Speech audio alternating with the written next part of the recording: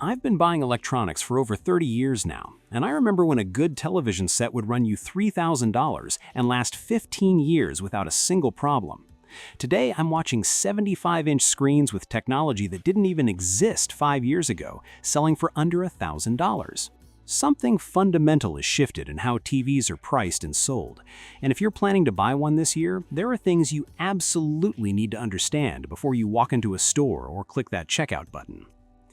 Before we dive deep into what's really happening with TV prices in 2026, I'd love to hear from you in the comments. Which TV or smart display are you using right now, and what problems are you facing with it? Is it the picture quality, the smart features that stop working, or maybe it's just not lasting as long as you expected?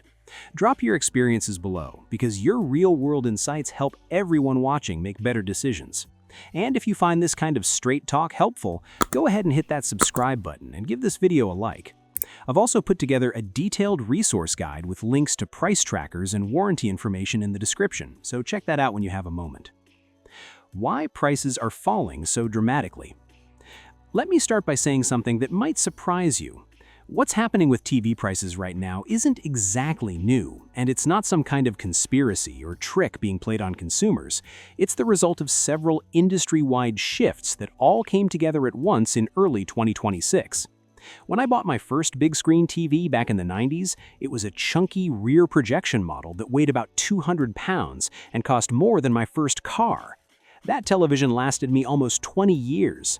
Today, you can get a screen 3 times that size for a fraction of the price, but the trade-off is complexity. The price drops we're seeing right now are driven by 3 major factors. First, manufacturers made way too many panels in 2024 and 2025. They expected consumers to upgrade their TVs every 2 to 3 years like we upgrade phones, but that didn't happen. People held on to their existing sets longer, leaving warehouses full of unsold inventory that retailers need to move before the next generation arrives. Second, technology that used to be premium and expensive has become much cheaper to manufacture. Mini LED backlighting, which creates those incredibly bright, vibrant pictures with deep blacks, was cutting-edge luxury tech just 3 years ago. Now brands like TCL and Hisense are putting mini LED into sets that cost under $1,000 for a 75-inch screen. When budget brands can deliver premium features, the expensive brands have to drop their prices to compete, creating downward pressure across the entire market. Third, we're in that annual window where last year's models get cleared out. The big electronics show, CES, happens every January, and manufacturers announce their latest TVs there. Retailers slash prices aggressively in December and January to clear the shelves. Add in Super Bowl season when TV sales traditionally spike, and you get some genuinely remarkable deals. Let me walk you through some specific examples of what's available right now, because seeing the actual numbers helps make sense of these trends. I'm pulling this information from major retailers as of January, and prices can shift weekly, so verify before you buy anything.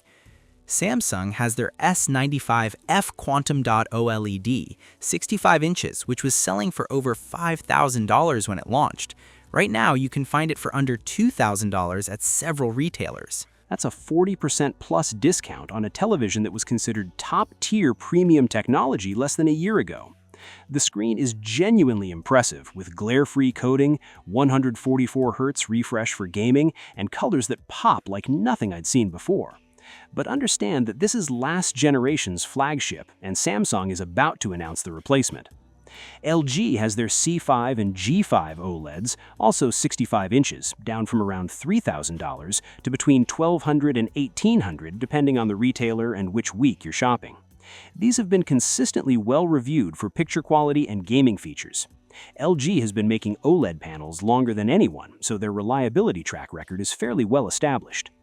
On the more budget-conscious end, which honestly is where most of us shop, TCL and Hisense have 75-inch mini LED sets for under $1,000. The TCL QM7K was selling for around $1,800 last year. Now it's under $800 at multiple retailers.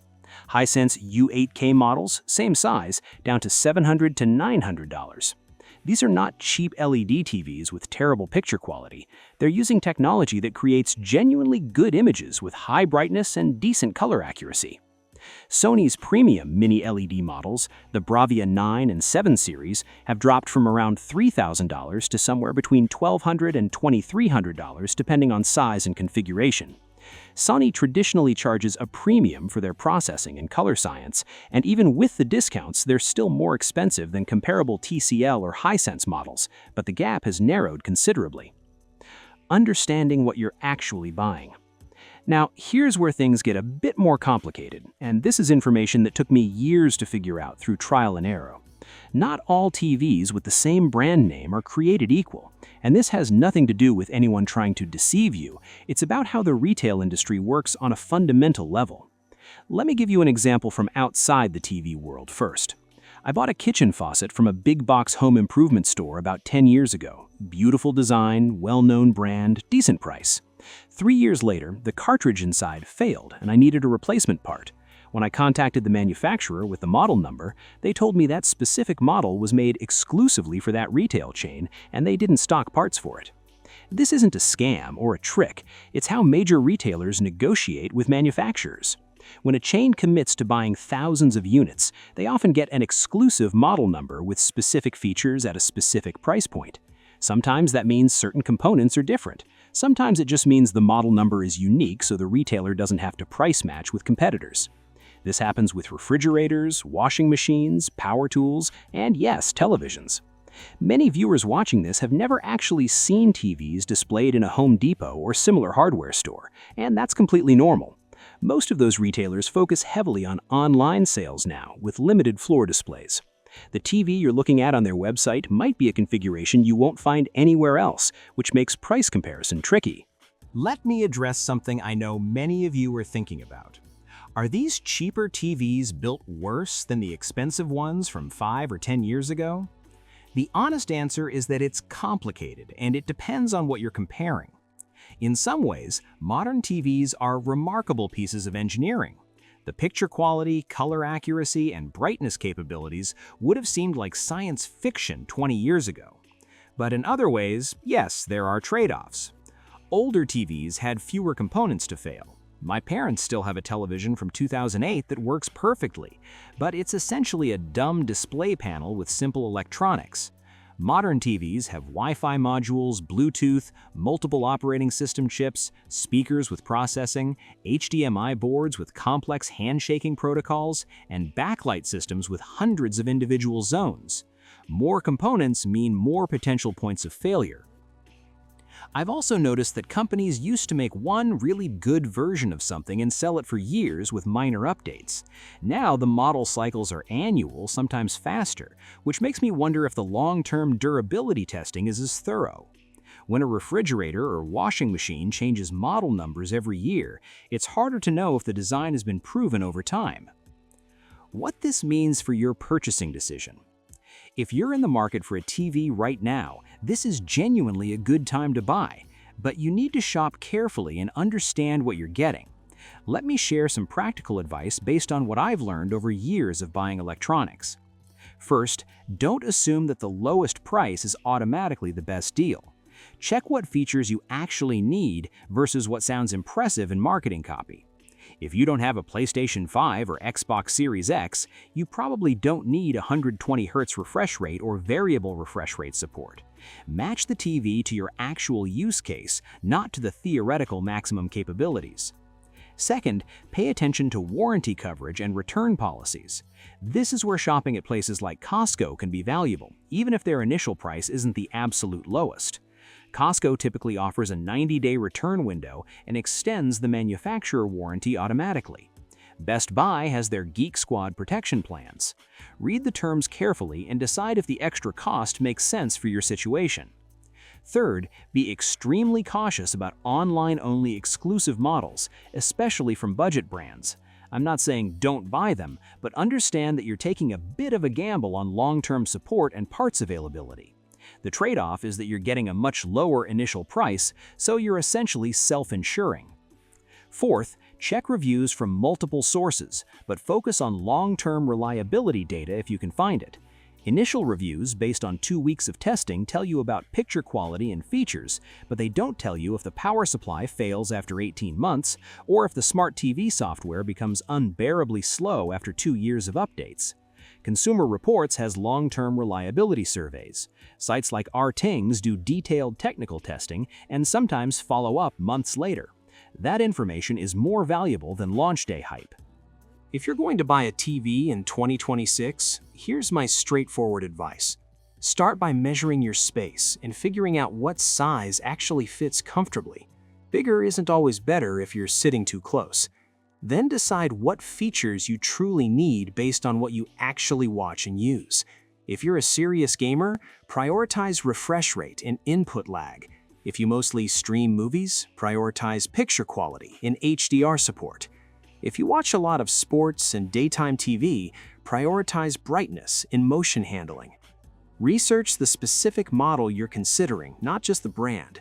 Brands have good models and mediocre models in the same year. Check professional reviews for technical measurements and consumer reviews for long-term reliability. Be suspicious of reviews that are all glowing or all terrible. Look for detailed middle ground perspectives. Buy from a retailer with a solid return policy, because sometimes you don't know if a TV works well in your space until you actually try it.